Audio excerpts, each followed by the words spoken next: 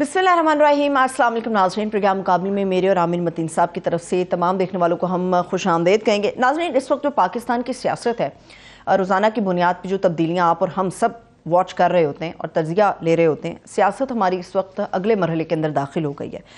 ये कहना बिल्कुल बजा होगा कि किसी सियासी जमात के हिस्से में इस वक्त रुसवाई है और किसी की तरफ से इस वक्त मुकम्मल सफाई नज़र आ रही है हमें। मगर क्या ये दोनों सूरतें उन लोगों के लिए काबिल कबूल होंगी जो अपने गम गुस्से का इजहार मुख्तलिफ तरीक़ों से कर रहे हैं? जो हालात हैं, सियासी हालात हैं, वो किस नहज पर आकर रुक गए हैं, कहाँ तक आगे जाएगी बात और इनकी दुरुस्तगी कब होगी? एक ओवरऑल व्यू है और मुकम्मल तफसील से आमिर साहब का तज़किया इन चीज़ों के ऊपर लेंगे। मगर इसके अलावा पाकिस्तान के अंदर जो इस वक्त एक और बहुत बड़ा इशू ज़ेर बहस है, जिसके ऊपर बहुत ज़्यादा बात हो रही है, वो अफ़गान रेफ्यूजीज़ के हवाले से भी है या मुकम्मल तौर पर तारकीन वतन की भी हम बात कर सकते हैं। एक बहुत बड़ी तादाद पाकिस्तान के अंदर इस वक्त मौजूद है, मगर जो फाइनली फैसला हुआ है उस एक्शन का रिएक्शन अफगानिस्तान की गवर्नमेंट की तरफ से पाकिस्तान में आया है। असल तादाद कितनी है इन अफगान मुहाजिरीन के पाकिस्तान के अंदर और कितने सालों से ये मुकीम हैं? अक़वाम मुत्तहिदा की रिपोर्ट क्या कहती है, इसकी डिटेल आपके साथ शेयर करेंगे। आमिर साहब, जैसे मैंने कहा, सियासत पाकिस्तान के अगले मरहले में दाखिल हो गई है। अगला मरहला पहले से कुछ ज़्यादा हमें स्मूथ नज़र आएगा या आपको लगता है कि नहीं, भूल भुलैया इसमें अभी भी आएंगी जो हालात हैं इस वक्त सियासत के? जी, ये भूल भुलैयाँ सारी चल रही हैं, रोज़ की एक ताज़ा खबर आ जाती है और एक पैटर्न उसमें बनता जा रहा है। फ़िलहाल उसके अंदर जो लेटेस्ट एक चल रही है कि एक आप देख रहे हैं स्पीड अप कर दिया गया है लोगों का, जो पीटीआई के सरकर्दा लोग हैं उनके ऐलानात और उनके कन्फेशन बयानात एकदम स्पीड अप हुए हैं कि जब से ये ऐलान हुआ है कि जनवरी के अंदर इलेक्शन होना है तो लगता है कि चीज़ें अपने क्लाइमेक्स की तरफ जा रही हैं। जो भी किसी का कोई एजेंडा है उसको बड़ी तेज़ी से उसके ऊपर अमल दरामद हो रहा है। सबसे बड़ी तो इस वक्त खबर कल से ही चल रही है कि उस्मान डार साहब को इंटरव्यू जो उनका दिखाया गया उसके ऊपर बड़े सवालात आ रहे हैं और मज़ीद अब ये बताया जा रहा है कि और भी लोग हैं, सदाकत अब्बासी साहब का भी बताया जा रहा है कि उनका भी इंटरव्यू किया गया है। लापता हुए थे, लापता थे, अब उनका बताया कि उनका भी इस तरीके से ही टीवी के ऊपर एक इंटरव्यू को दिखाया जा रहा है और वो जिस तरीके से वो इंटरव्यू हो रहे हैं उसके ऊपर बड़ा सवालात आ रहे हैं कि उस्मान डार जिस तरह वो बार बार कट ऑफ भी हो रहा है और वहाँ पे एक मजाक का एलिमेंट भी है और एक वो लग नहीं रहा कि एक आदमी गुमशुदा ला के इस तरीके से बैठाया गया है, बीच में नज़र आ रहा है। इस तरह की भी रिपोर्टें आ रही हैं कि उसको प्रॉम्प्ट भी किया जा रहा है।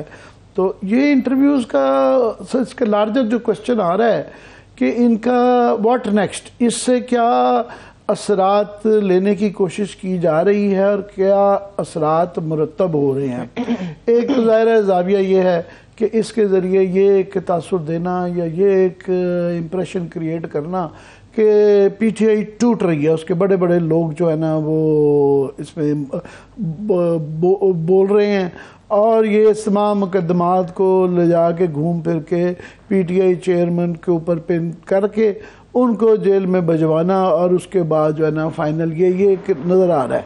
मगर क्या अवाम इस तरीके से इंटरव्यूज़ का असरात ले रहे हैं, नहीं ले रहे हैं, कि उल्टा काउंटर प्रोडक्टिव हो रहा है? हाँ। ये भी एक बिल्कुल जाविया है कि क्या इसके ज़रिए जो जेन्युइनली भी कई लोगों को अंदरूनी तौर पे पीटीआई से इख्तलाफात, इमरान खान के हवाले से इख्तलाफात, हम भी जब वो गवर्नमेंट में थे बहुत ज़्यादा इख्तलाफात करते रहे हैं, बेताशा उनकी दौर की खराबियाँ, उनके स्कैंडल जो हैं, हमें भी ये ज़्यादा सवाब है कि हम करते रहे हैं। पर जब ये एक अपोजिशन में होते हैं और आपके ऊपर ये बुरा दौर होता है तो एक हमदर्दी का पहलू भी जाग जाता है। तो अभी तक ये कोई पहला नहीं है उस्मान डार साहब और ना ही आखिरी होंगे। ये देखते हैं कि इसके बाद और किस सदाकत अब्बासी और उसके बाद दो चार लोग और भी पोशीदा हैं, इस वक्त गायब हैं, मिसिंग हैं। फॉर एग्जाम्पल मुराद का नहीं पता कि वो किधर हैं। उसके बाद फ़ारूक हबीब साहब हैं, वो भी गुमशुदा हैं, ये नहीं पता कि वो क्या वो भी इस तरीके से प्रेस कॉन्फ्रेंस करेंगे या क्या उनका रवैया होगा। कि ये अभी प्रोड्यूसर साहब ने एक लिस्ट बनाई थी कि अभी तक जो इनके सरकर्दा लोग जिस तरीके से सबमिट जिन्होंने किया है उनकी मुख्तलिफ कैटेगरीज़ हैं کہ کون کیا ہے. پہلی تو ایک کیٹیگری جو ہے وہ شیریں مزاری صاحبہ کی پہلے ایک کیٹیگری تھی. انہوں نے کہا کہ انہوں نے پی ٹی آئی چیئرمین کے خلاف کوئی بات نہیں کی, پی ٹی آئی کے خلاف بھی نہیں کی. میں نے جی میرے گھر کے حالات اس طرح کے ہیں کہ میں پارٹی اور سیاست چھوڑ رہی ہوں. تو وہ بڑے باعزت طریقے سے میں سمجھتا ہوں وہ باعزت طریقے سے سائڈ پہ ہو گئی. اس کے بعد ایک میں سمجھتا ہوں کوئی انگریسفلی, انگریزی میں کہہ دو نا, بے شرمی لوگ ذرا سخت لفظ ہو جاتا ہے, انگریزی میں کم برا لگتا ہے, تو انگریسفلی یہ چل رہی ہیں. چوہان صاحب جو ہیں, فیاض چوہان صاحب یا علی زیدی صاحب, تو ایک کیٹیگری ٹوٹلی آئی جنہوں نے بہت زیادہ پہلے آؤٹ آف دا وے جا کے یہ پی ٹی آئی کو اور اس کے چیئرمین کی تعریفیں کرتے تھے اور کسی کو بولنے نہیں دیتے تھے, اور بڑے ہی کئی دفعہ کروڈ الفاظ میں یہ لوگوں سے لڑ پڑتے تھے, بدتمیزی کرتے. اتنی ہی بدتمیزی کے ساتھ اب یہ نظر آتے ہیں کہ پی ٹی آئی چیئرمین کی خرابیاں بتانے اور پارٹی کی خرابیاں بتانے میں. تو یہ ایک لسٹ بالکل ہے. ابھی ایک اور فیز ہے. پھر ایک لسٹ ہے جس میں جمشید اقبال چیمہ, مسرت چیمہ, ان کی سلطانی گوا کی بجائے انہوں نے بھی کہا جی ہم پارٹی اور وہ نا پالیٹکس دونوں چھوڑ رہے ہیں, وہ بھی باعزت تھا. پھر اسد عمر تھے, ان کا جی میں نے صرف جو ہے عہدہ چھوڑا ہے, پارٹی نہیں چھوڑی ہے, اور وہ ابھی بھی جو ایک باعزت ہی ہیں کہ انہوں نے کہا یہ باتیں میں پہلے بھی کرتا رہا ہوں کہ ہمیں مزاحمت نہیں کرنی چاہیے, یہ میں اپنے پارٹی کی میٹنگز میں بھی کہتا رہا ہوں, میں ابھی بھی کہتا ہوں. تو میرے تسلسل ہے اس کا. اور اس کے بعد پھر حماد سعید ہیں. کچھ لوگ ملک کے اندر رپوش ہیں, کچھ لوگ ملک سے باہر جا چکے ہیں, جن میں حماد سعید جو ہیں وہ لندن میں ہیں غالباً. Hammad Azhar thank you correction کے لیے. تو اس کے بعد عمران اسماعیل بھی ہیں, وہ بھی علی زیدی کی لسٹ کے اندر ہی چلے جاتے ہیں. پھر ایک بالکل ہی ایک انگریسفل لسٹ کے اندر جو ہے وہ پرویز خٹک صاحب ہیں. وہ چیف منسٹر بھی رہے, ڈیفنس منسٹر بھی رہے, اتنے مزے بھی لیے, اور اس کے بعد ان کو بھی ایک دم جو ہے نا اوور نائٹ برائیاں نظر آ گئی ہے. اور ان کے ہی جو ایک طوطے ہیں وہ محمود خان صاحب, وہ بھی اس کیٹیگری میں آتے ہیں. تو یہ ایک سلسلہ جاری ہے. مگر وہی اگین کوشچن یہ ہے کہ اس پالیسی کے ذریعے کیا کرنے کی کوشش کی جا رہی ہے, اور کیا اس پالیسی کے ذریعے پی ٹی آئی کے خلاف بیانیاں بن پا رہا ہے کہ نہیں بن پا رہا ہے. مطلب عوام اس کو ایکسیپٹ کر رہی ہے کہ نہیں کر رہی. یہ سب سے بڑا کوشچن ہے, اور اس کوشچن کا جواب ملے گا وہ الیکشن کے اندر ملے گا, جب بھی ہوں گے, جیسے بھی ہوں گے, جن حالات میں بھی ہوں گے. مگر یہ کہیں نہ کہیں ریفلیکٹ ہوگا, اور یہ پاکستان کی تاریخ میں بائی دا وے پہلی دفعہ نہیں ہو رہا, یہ اگین اینڈ اگین بے تاشا دفعہ کیا گیا. فار ایگزامپل بھٹو صاحب سے زیادہ پاپولر پاکستان میں کوئی آدمی نہیں ہوا, اور ان کو جب ہٹایا گیا تھا 70 میں مارشل لا لگا تھا, اس زمانے میں مجھے تو یاد ہے کہ ایک ہی پی ٹی وی صرف ہوتا تھا, تو اتنی کیمپین چلتی تھی, وہ دلائی کیمپ کے قصے چلتے تھے. اور اس کے بعد ابھی کافی سارے اس طرح کے لوگ ہیں جو کہ آج کل بڑے بڑے لبرل بنے ہوئے ہیں, ڈیموکریسی کے حامی بنے ہوئے ہیں. وہ ماشاء اللہ کے جو ہے نا سرکردہ قسم کے ماؤتھ پیس ہوتے تھے, اور وہ آ کے روز ظلم کی داستان ایک سیریز چلائی گئی تھی, اس کے اندر روز آتے تھے اس طرح کے لوگ کہ کیا بھٹو صاحب نے وہ کی. مگر اس سے بھٹو صاحب بھی ختم نہیں ہوئے, اور پھانسی کے بعد بھی ختم نہیں ہوئے, اور پیپلز پارٹی آج 50 سال ہے, وہ پیپلز پارٹی زندہ ہے اور آج بھی ایگزسٹ کرتی ہے. اور سندھ سے ان کی, پنجاب سے ان کی کمی ہوگی ہے, مگر سندھ سے ان کی ابھی بھی محبت کم نہیں ہے. اور عام آدمی کی پنجاب کے اندر بھی چاہے ووٹ وہ پیپلز پارٹی کو نہ دیتے ہیں, بھٹو صاحب کا ان کے اب دشمن بھی جو ہیں بڑی عزت سے نام لیتے ہیں. نواز شریف صاحب جو ہیں, جب ان کو پہلے اسی دفعہ 2002 کے اندر جب نکالا گیا تھا, اسی طرح ان کے خلاف بھی بڑی کیمپین کی گئی تھی. مگر اس وقت جو ہے لوگوں نے, ان کی پارٹی بھی ختم نہیں ہوئی تھی, وہ بھی پھر ظاہرہ 2008 کے بعد واپس آئے, اور پھر الیکشن جیت کے دوبارہ تیسری دفعہ پرائم منسٹر بنے. تو ان کا بھی وہ اس طرح. تو یہ بھی دیکھنا ہے کہ مشاہد حسین سید کل پرسوں ہمارے پروگرام میں جو فرما رہے تھے کہ دنیا بھر کی تاریخ میں یہ ہوتا رہا ہے کہ پاپولر جو لیڈرشپ ہوتی ہے, پاپولر پارٹی ہوتی ہے, وہ کسی نہ کسی فارم میں رہتی ہیں, اور اس سے بھی بڑا اگر کینوس کرنا ہو تو سویلائزیشنز کی بھی ہسٹری ہے. ٹانبی صاحب کی جو تھیوری ہے کہ سویلائزیشنز بھی جو ہیں, Chinese civilization, Japanese civilization, western civilization, classical civilization, وہ کسی نہ کسی فارم میں وہ ایگزسٹ کرتی ہیں. چین کی سویلائزیشن, ہندوستان کی سویلائزیشن, وہ کسی نہ کسی فارم میں ایگزسٹ کرتی رہتی ہیں, اور وہ ملینیم سے, ہزاروں سالوں سے یہ سلسلہ جاری ہے, اور سینکڑوں سالوں سے یہ بھی جاری ہے کہ جو پاپولر لیڈر ہوتے ہیں یا پاپولر پارٹیاں ہوتی ہیں, اب یہ وہ پارٹیاں ڈیموکریسی تو 400-500 سال کی بات ہے, وہ ختم نہیں ہوتی ہیں, وہ کسی نہ کسی فارم میں آتی ہیں.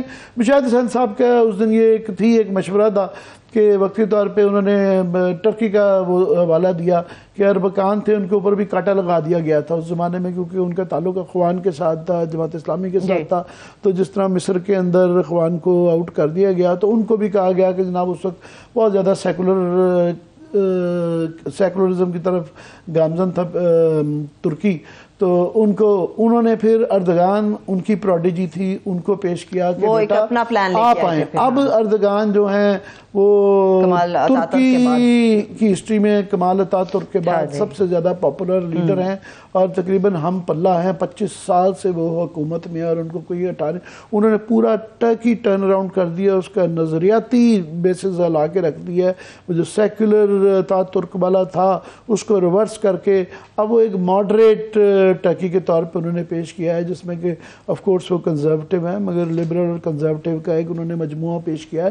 سو اس طرح کی تاریخ کے اندر مشاہد صاحب جو مسالے دے رہے تھے, ابھی مالدیوز میں حال ہی میں ہوا ہے, وہاں بھی کانٹا لگ گیا تھا تو ریپلیسمنٹ آ جاتی ہے, دوبارہ وہ ریسرچ کر جاتے ہیں. انڈونیزیا میں ہوا, تھائی لینڈ میں ہوا, اور بے تاشا مسالے دی جاتی ہیں دنیا میں کہ جہاں یہ اس کا بھی فیصلہ ہونا ہے. یہ تاریخ فیصلہ کرے گی. اب یہ پتہ نہیں کتنی لمبی تاریخ ہے کہ ہمارے ہاں یہ بھی رہی ہیں کہ جب مارشاء اللہ رہے ہیں تو 11 سال بھی رہے ہیں, ایوب خان نے 11 سال رہے, ضیاء اللہ 11 سال رہے, 8 سال کے قریب 8-10 سال مشرف صاحب کا دور بھی رہا. تو یہ کتنا, کیا یہ ہفتوں کی بات ہے, مہینوں کی بات ہے, سالوں کی بات ہے, یا ایک دہائی کی بات ہے؟ تو یہ کس فارم میں کب کیسے ہوگا یہ بتانا, یہ تو وقت ہی بتائے گا. مگر فی الحال اس پہ ڈویژن ہے, اس پہ بالکل بھی اس سوچ کے اوپر کہ آیا ان پالیسیز کے اثرات جو ہیں وہ مثبت یا منفی.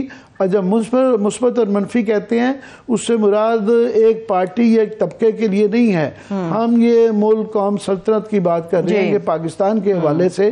مگر یہ ضرور ہے کہ اس پہ کسی کو کوئی بحث نہیں ہے کہ پاکستان کی اس وقت جو صورتحال ہے, جو یہاں کے مسائل ہیں, اس کے لیے منقسم پاکستان ٹھیک نہیں ہے. اس کے اندر کہیں نہ کہیں چارٹر آف پاکستان, ہمیں ایک متحد Pakistan, charter of economy, charter of democracy, کیونکہ اب یہ بڑے زیادہ بدنام ہو گئی ہوئی ہیں, ٹرمز بہت پارٹیزن ہو گئی ہوئی ہیں, تو اس کی کوئی نئی ٹرم نکالی جائے. چارٹر آف پاکستان کے جو بنیادی مسائل ہیں اس کے اوپر سب کو مل کے کٹھے کچھ نہ کچھ فیصلہ کرنا ہوگا. میں اگلے ٹاپک پہ جاؤں گی, مگر جو آپ نے چارٹر آف پاکستان کہا اس کے حوالے سے ایک سوال ہے. نواز شریف صاحب کے بارے میں کہا جا رہا ہے کہ وہ پاکستان واپس جیسے آئیں گے تو ان کا بیانیہ کیا ہوگا؟ ان کا بیانیہ ہوگا پاکستان. اب میرا سوال ہے ڈویژن کے حوالے سے.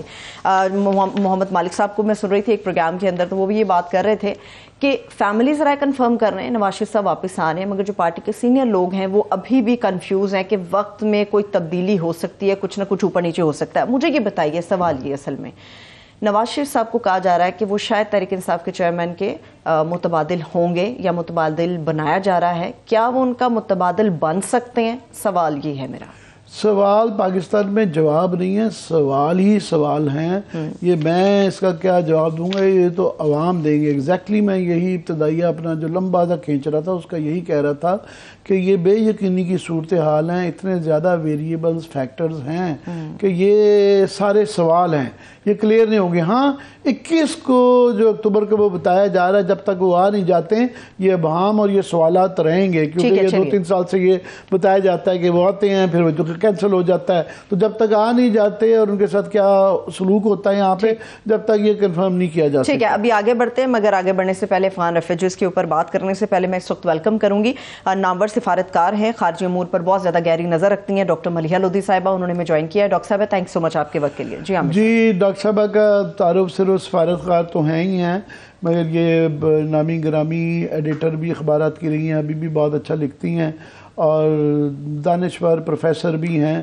تو ڈاکٹر صاحبہ سے میں ذرا تھوڑا سا، کیونکہ ان کا بڑا وسیع کینوس ہے اور یہ پاکستان کی ایمبیسڈر UN میں بھی رہی ہیں، امریکہ میں بھی رہی ہیں، لندن میں بھی رہی ہیں، تو میں ان کو جو اس وقت خاص طور پہ ہماری لوکل پولیٹکس کی وجہ سے جو نظر انداز ہو رہا ہے، ایک بہت بڑی ایک ڈیولپمنٹ ہوئی ہے، وہ جو یہاں سے غیر قانونی طور پہ جو پاکستان کے اندر لوگ رہ رہے تھے، خاص طور پہ جو افغان کی ایک بہت بڑی تعداد ہے، کوئی بتایا جا رہا ہے 40 سے 50 لاکھ لوگ غیر قانونی طور پہ پاکستان میں قانونی اور غیر قانونی رہ رہے تھے. اس میں سے ایک بہت بڑی تعداد ہے، تقریباً میرا خیال 21 لاکھ کے قریب، جو کہ افغانیوں کی ہے، اور اس میں سے کوئی 7-8 لوگ جو ہیں جو کہ غیر قانونی ہیں. تو ابھی ایک بہت بڑی ڈیولپمنٹ ہوئی ہے کہ ان کو حکم دے دیا گیا ہے کہ ان کو 1 مہینے کے اندر 1 نومبر سے پہلے یہاں سے نکلنا ہے. میں ڈاکٹر صاحب سے سوال پوچھنے سے پہلے تھوڑا سا ناظرین کو، ڈاکٹر صاحب تو بہت زیادہ اس سے فیملیئر ہیں، اس کو بڑی کلوزلی واچ کر رہی ہوں گی، پر سوال سے پہلے میں 2 منٹ میں ذرا اس کا خلاصہ پیش کر دوں عام آدمی کو، کہ اس پہ ہم غور نہیں کر رہے کہ اس کے مضمرات کیا ہو سکتے ہیں اور اس وقت کیا ہو رہا ہے. صورتحال یہ ہے کہ ابھی یہ فیصلہ آ گیا ہے، یہ بہت ڈراسٹک ہے اور اس کے پروز اینڈ کونز ہیں. اس پہ بے تاشا بڑی کم دنیا میں اندر لوگ ہیں جو یہ کہہ پائیں گے کہ دنیا بھر میں ہر ایک جگہ امیگریشن کا ایک ایشو ہے اور غیر قانونی جو لوگ رہ رہے ہوتے ہیں، اس پہ بحث نہیں کی جا سکتی کہ ان کو قانون اپلائی ہونا چاہیے اور نکالنا چاہیے ان کو. اور خاص طور پہ یہاں پہ ہمارے جو غیر قانونی لوگ رہ رہے ہیں اور خاص طور پہ جو افغانی حضرات ہیں، ان میں سے ایک بے تاشا طبقہ ہے جو کہ دہشت گردی کے اندر بھی گامزن ہے اور سمگلنگ کے اندر بھی ہے، اس کے ہمارے اکانومی پہ اثرات بھی ہیں اور کافی منفی چیزیں بھی. ایک بہت بڑا طبقہ ہے جو یہ چاہتا ہے اور بڑے عرصے سے کہہ رہا ہے کہ جناب ان کو نکالا جائے. مگر ایک اور بھی اس کا کاؤنٹر ویو یہ ہے کہ جناب نکالنے کے کیا طریقے ہونے چاہیے کہ یہ آپ اس کو اتنا ڈراسٹیکلی جب 1 مہینے کے نوٹس کے اندر وہ کر دیں گے اور اس کے اندر ایک دم سے یہ آ جائے گا کہ غیر قانونی مہاجرین کو رہائش ملامت دینے والے مجرم ہوں گے اور ان کی کاروبار اور جائیدادیں ضبط ہوں گی. اور operation by the way already شروع ہو گیا ہے یہاں اسلام آباد کے اندر، ماگلا ٹاؤن کے اندر جا کے ان کی بستیوں کے اوپر، افغانیوں کی غیر قانونی جو بستیاں تھیں اس کے اوپر بلڈوزر پھرنے شروع ہو گئے ہیں. KP کے بھی اطلاعیں آ رہی ہیں، بلوچستان سے بھی آ رہی ہیں. اور افغان ٹرانزٹ ٹریڈ جس کے حوالے سے تھا کہ ہمارے ہاں بہت زیادہ سمگلنگ ہو رہی ہے، اس کی 212 اشیاء پہ اوپر پابندی عائد کر دی گئی ہے اور یہ درآمدی اشیاء پر 10% پروسیسنگ فیس لگا دی گئی ہے کیونکہ یہ مس یوز بہت زیادہ ہو رہا تھا. میں کوئکلی واپس جاؤں گا ڈاکٹر صاحبہ کے پاس کہ ڈاکٹر صاحب یہ جو دونوں ویوز ہیں اس پہ بڑے کم لوگ اختلاف کر رہے ہیں کہ ہاں کسی نہ کسی طریقے وقت کبھی نہ کبھی یہ ہونا چاہیے تھا. ہر ملک اپنا قانون کا اطلاق کرتا ہے، مگر جس طریقے سے ڈراسٹیکلی کیا جا رہا ہے، اس کے لاجسٹیکل ایشوز ہیں، سیکیورٹی ایشوز ہیں، آپ اس کو ذرا کیسے احاطہ کریں گی اس کا؟ عامر، یہ تو ایک نی جرک ریئیکشن ہے، یہ ایک نی جرک ریئیکشن ہے حکومت کا، اس لیے کہ مجھے نہیں نظر آتا یا مجھے سمجھ نہیں آتی کہ اگر یہ اچھی طرح سے اس پہ سوچا گیا ہو. اس لیے کہ 4 ہفتے میں لوگوں کو کہنا، ایلینز کو کہنا یا جو بھی ہے لیگلی یہاں پر موجود کہ آپ ہمارا ملک چھوڑ دیں 4 ہفتے کے اندر اندر، میں نہیں سمجھتی کہ ریاست کے پاس اتنی کیپیسٹی ہے اس کو ایکسیکیوٹ کرنے کے لیے اور امپلیمنٹ کرنے کے لیے. تو اگر کیپیسٹی نہیں ہے تو ایک ایسی پالیسی کو تشکیل کرنا چاہیے تھا جو کہ gradually over a period of time execute ہو سکتی پالیسی. لیکن اس طرح سے، اور پھر اس کا ایک پہلو یہ ہے کہ فورسبلی کیا جائے گا اور یہ بھی ہے کہ کوئی ریوارڈ دیا جائے گا ان لوگوں کو جو کہ اطلاع دیں گے غیر قانونی جو لوگ یہاں رہائش کریں ان کے بارے میں. میں نہیں سمجھتی کہ کوئی مہذب معاشرہ اس طرح کی کوئی چیز کرتا ہے کہ ریوارڈ دیتا ہے. میرا خیال ہے اس سے ہمارا اپنا سوشل فیبرک جو ہے نا وہ انڈرمائن ہوگا اور اس میں کرپشن کا بھی بہت سکوپ ہوگا، اس لیے کہ لوکل پولیس کے ہاتھ میں یہ ہوگی چیز کہ کس کو وہ نکال سکتے ہیں اور کس کو اریسٹ کر سکتے ہیں.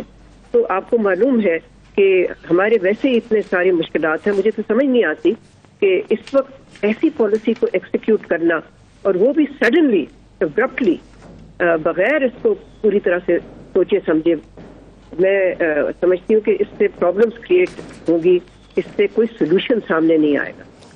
جی ڈاکٹر صاحبہ, اس پہ آلریڈی ایک تو اس کا بالکل یہ داخلی پہلو ہے کہ اتنے کم ٹائم میں اس کو کیسے امپلیمنٹ کیا جائے گا کہ ہم 30-40 سال تک ان کو برداشت کرتے رہے, اور درمیان میں کئی دفعہ کوششیں کی, بڑی سٹرکچرڈ اور بڑی پلانڈ کی تھی, اس کے باوجود اس مسئلے کا حل نہیں نکلا.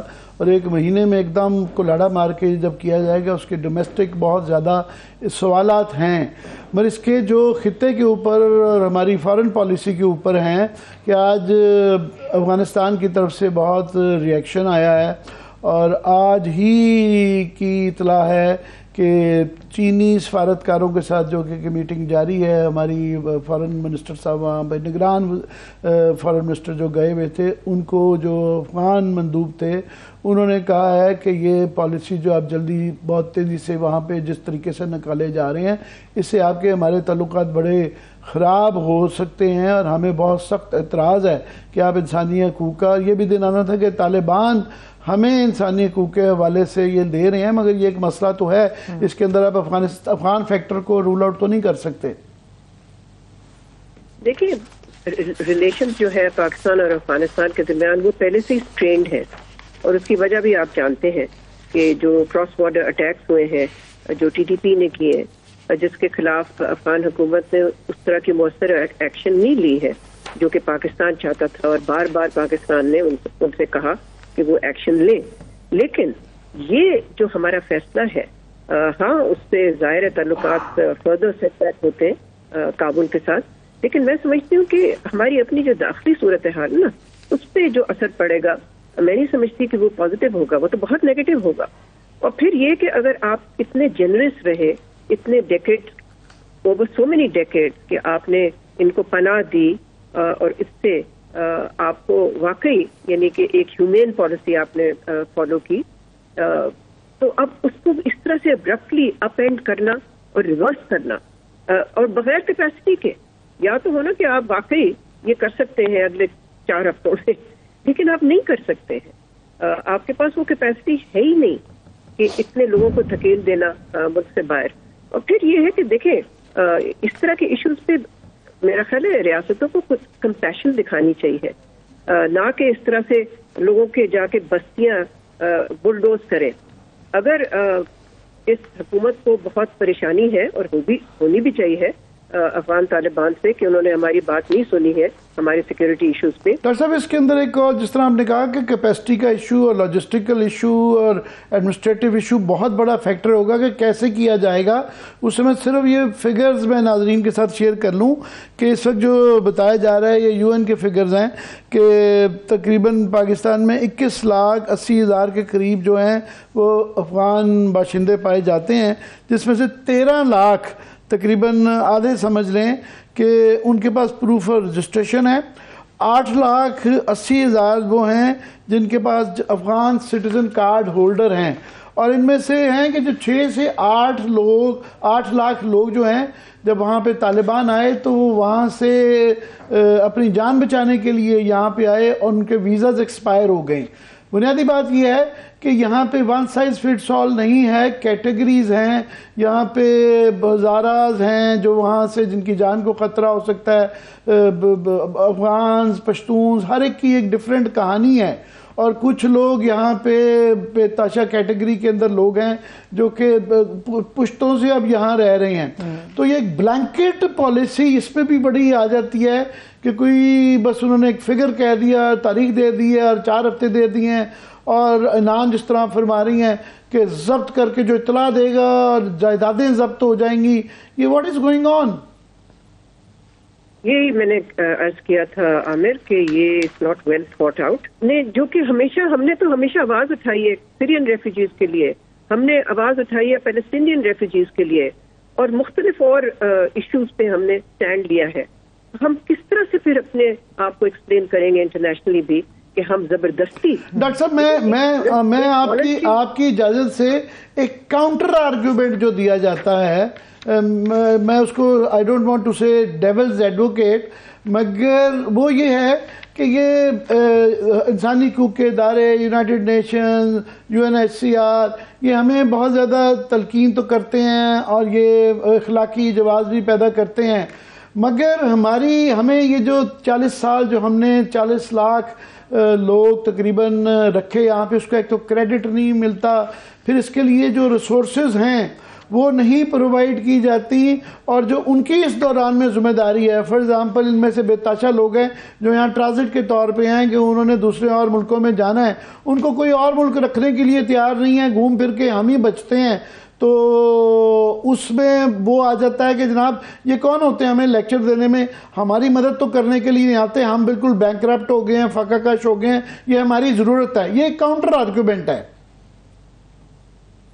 دیکھیں اس میں وزن ہے جو آپ کہہ رہے ہیں کاؤنٹر آرگیومنٹ میں بھی، لیکن یہ درست نہیں ہے کہ پاکستان کو کریڈٹ نہیں ملا، بلکہ ہم نے تو بہت کریڈٹ یعنی کہ ارن کیا ہے، اس لیے کہ ہم نے جنروسٹی دکھائی ہے، اپنے دل کھولے ہیں، اپنے گھر، اپنے ملک کو کھول کے رکھا ہے ان کو پناہ دینے کے لیے. تو یہ تو درست بات نہیں ہے.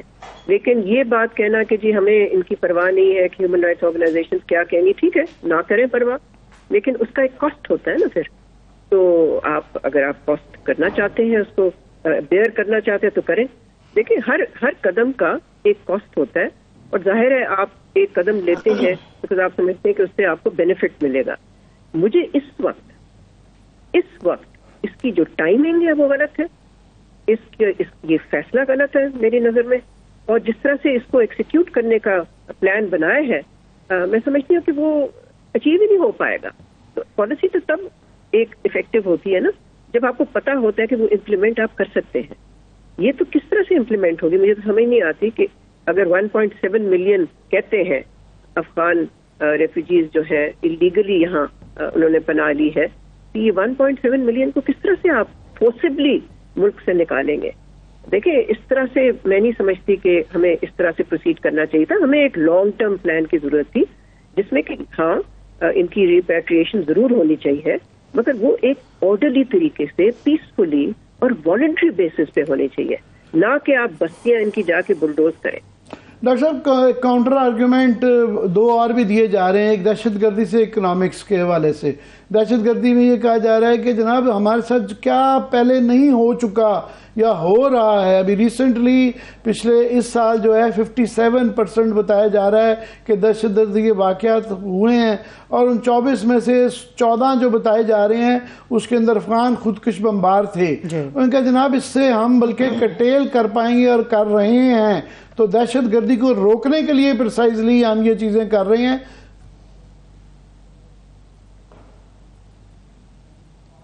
ڈاکٹر صاحبہ جی، اس میں عامر یہ ہے کہ ہمیں ضرورت ہے کہ ہم اپنی ایک افیکٹو کاؤنٹر ٹیررزم پالیسی بنائیں، لیکن اس کے دو پہلو ہوتے ہیں نا. ایک ایکسٹرنل پہلو ہے، یعنی کہ ایکسٹرنل ٹو پاکستان کے افغانستان میں جو TTP نے پناہ لی ہوئی ہے، انہوں نے بیس بنایا ہوا ہے، اور ایک انٹرنل ہے ہماری اپنی پالیسی جو ہے.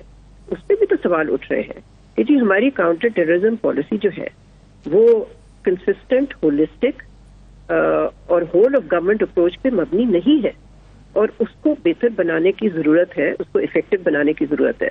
تو یہ معاملہ اگر سارا ہم ڈال دیں کہ جی یہ ریفیوجیز کی وجہ سے ہو رہا ہے، تو میں سمجھ رہی ہوں کہ پھر ہم ٹھیک نتیجے پہ نہیں پہنچ پائیں گے، نہ ہی ہماری CT پالیسی جو ہے وہ افیکٹو ہو پائے گی. تو ہمیں دونوں پہلو کو ایڈریس کرنا ہے. جیسے میں نے کہا ایک ایکسٹرنل پہلو ہے اس کا اور ایک انٹرنل پہلو ہے. انٹرنل میں تو جو ہمارے ہاتھ میں چیز ہے اس کو تو پہلے آپ اسٹرینتھن کریں، اس کو تو پالیسی کو ایک کنسسٹنٹ بنائیں اور پوری اٹینشن دیں اس پالیسی کو، اس کو افیکٹولی کریں. دیکھیں جو TTP کے اٹیکس ہوئے ہیں آخر اس کی وجہ کیا ہے؟ اس کی وجہ یہ ہے کہ ایک مس گائیڈڈ نیگوسیشنز ہوئی تھیں TTP کے ساتھ، اور ان کو اجازت دی گئی تھی ان کے لوگوں کو واپس آنے کی. تو ہمیں اپنا بھی تو دیکھنا چاہیے کہ یہاں پر کون سی پالیسیز تھیں وچ ور مسٹیکن، یا کون سی ایکشنز لیے تھے پہلے، یعنی کہ 2 سال پہلے، 2.5 سال پہلے، جس کی وجہ سے یہ بلو بیک ہوا ہے. اور وہ لوگ ہر جگہ پھیل گئے اور انہوں نے پھر اپنے پیر بھی جما لیے مختلف علاقوں میں. تو دیکھیں جب تک ہم ایک پراپر اس میں بالکل آپ صحیح کہہ رہی ہیں, نیشنل ایکشن پلان پہ امپلیمنٹ نہ کرنا اور لوکلی ان چیزوں کو خود نہ کرنا بالکل سمجھ آتی ہے. میں کوئکلی چاہوں گا آپ اکنامک آرگومنٹ, کاؤنٹر آرگومنٹ کا بھی جواب دے دیں. وہ کہہ رہے ہیں جی ہم نے آلریڈی دیکھے نا اسمگلنگ روک کے ڈالر کے اوپر کنٹرول کر کے جو ہے وہ 350 سے 278 پہ اب ڈالر وہ کہتے جی لے آئے ہیں. اجناس کی اسمگلنگ بے تاشا جو ہو رہی تھی, ٹرانزٹ ٹریڈ کی 1 سے 2 بلین ڈالر جو ہے مس یوز ہو رہا تھا. تو یہ چیزیں روک لی, آلریڈی اچیو کر لی ہیں یہ ٹارگٹ اور مزید اچیو کریں گے. جی کیا صحیح ہے؟ ہمیں یہ عارضی چیزیں ہوتی ہیں. جو پاکستان کا بحران ہے اس وقت, معاشی بحران, وہ اس قسم کے کوئرسو ایکشن سے نہیں ایڈریس ہوگا. وہ ہمیں ریفارمز کے ذریعے ایڈریس کرنا ہے. اور اگر کوئی سمجھتا ہے کہ اس قسم کے پکڑ دھکڑ سے ہم اپنی اکانومی کو ٹھیک کر سکتے ہیں, میں یہ نہیں کہہ رہی ہوں کہ یہ ایکشنز نہیں لینے چاہیے. میں صرف یہ کہہ رہی ہوں کہ one should not have an exaggerated view کہ ہمارا خیال ہے کہ ریفارمز نہ کریں, باقی ہم ساری چیزیں کرنے کو تیار ہیں لیکن ہم نے ریفارمز نہیں کرنے. ہمارا کرائسس اس وقت جو ہے وہ ایبسنس آف ریفارمز کی وجہ سے ہے. وہ اس وجہ سے نہیں ہے کہ اسمگلنگ ہو رہی ہے. اسمگلنگ کو روکنا ضرور چاہیے لیکن ہمیں کم از کم دیکھیے, میں تو ہمیشہ کہتی ہوں the highest form of patriotism is to be honest with ourselves about ourselves. آپ یہ کہہ رہی ہیں کہ یہ بڑے پیریفرل ایشوز ہیں, لارجر اکانومی کے نہیں ہیں. کوئکلی میں چاہوں گا کہ یہ آپ کے خیال میں پوسچرنگ تو نہیں ہے, ایک دفعہ ڈرا دیا جائے کہ آپ بھی بندے کے پتر بنے, کہ جو بہت زیادہ پاکستان کے خلاف جو ہے زہر اگلا جاتا ہے, ایک میسج دیا جا رہا ہے, از اٹ جسٹ پوسچرنگ اور are they very serious about it? دیکھیں نا, اس کا تو ہمیں نہیں معلوم, یہ تو قبل از وقت ہے کہنا کہ کتنا سیریس ہے. میرے تو اپنے خیال میں ہماری کیپیسٹی نہیں ہے اس قسم کی چیز کرنے کے لیے اور اتنے مختصر عرصے میں. تو ایک لانگ ٹرم پالیسی کی ضرورت ہے. لیکن اس قسم کی پوسچرنگ سے ہم کس کو ڈرا رہے ہیں, مجھے تو سمجھ نہیں آتی. میں کوئکلی لاسٹلی میں چاہ رہا ہوں, مجھے یہ بریکا کہہ رہی ہیں, کوئکلی میں چاہوں گا اس کو جو میں ڈومیسٹک سے اگر ایڈ کروں کہ ہمارے اس وقت گمبھیر مسائل, معاشی مسائل, پولیٹیکل مسائل, ایڈمنسٹریٹو مسائل, اور یہ جو آپ کہہ رہی ہیں کہ یہ ایک جنرلی یہ ایک ٹرینڈ نظر آتا ہے کہ ہم بڑے پیریفرل اینڈ فوٹو آپس اور ان چیزوں کی طرف زیادہ دھیان ہے, اور جو آپ فرما رہی ہیں کہ میکرو ریفارمز اور ری اسٹرکچرنگ آف ایوری تھنگ اس کی طرف دھیان نہیں. اس کا سلوشن کیا ہے, کون ہوگا, کیسے ہوگا, کب ہوگا؟ بالکل صحیح آپ کہہ رہے ہیں عامر, یہ وقت ایسا ہے جو کہ ہمیں اصل ایشوز پہ فوکس کرنا چاہیے. میں یہ نہیں کہہ رہی کہ یہ ایشو نہیں ہے. ڈاکٹر صاحب کون کب کیسے, سوال یہ ہے. دیکھیں عامر, کون کب کیسے تو بہت کلیئر ہے کہ اس کا جواب کوئی ہائبرڈ ارینجمنٹ کے ذریعے نہیں آئے گا. اس کا جواب صرف ایک منتخب حکومت جو کہ free and fair election, inclusive election, جس میں سب کو موقع دینا چاہیے, جس طرح سے پیپلز پارٹی نے بھی کہا اور ٹھیک کہا کہ لیول پلینگ فیلڈ ہونا چاہیے سب کے لیے. اس الیکشن سے جو بھی وہ الیکشن جیتتا ہے اس کے پاس پھر ایک پاپولر مینڈیٹ ہوگا اس قسم کی پالیسیز کو تشکیل دینے کے لیے جس سے کہ پاکستان آگے بڑھ سکتا ہے. اب ہمیں دیکھنا ہی ہے کہ آیا اول تو یہ کہ الیکشن ہوں گے, نمبر 2 اگر ہوں گے تو کس نوعیت کے ہوں گے, اور نمبر 3 کیا چیز ایمرج کرے گی اس الیکشن سے, کون سی پارٹی یا کون سی کوئلیشن اس سے بنے گی, اور کیا وہ کوئلیشن یا پارٹی ریفارمسٹ ہوگی یا نہیں. بیکاز اس وقت جس چوراہے پہ پاکستان کھڑا ہے یہ ایک ریفارم اور پیرش کا چوراہا ہے, cross road. Either you reform اور یو پیرش. بہت بہت شکریہ ڈاکٹر صاحبہ, آپ نے سمندر جو ہے نا وہ کوزے میں بند کر دیا ہے, آپ کو تکلیف دیتے رہیں گے. بہت شکریہ, تھینکس سو مچ. ڈاکٹر صاحبہ ہمارے ساتھ موجود تھے. مجھے اجازت دیجیے, اپنا خیال رکھیے, خدا حافظ.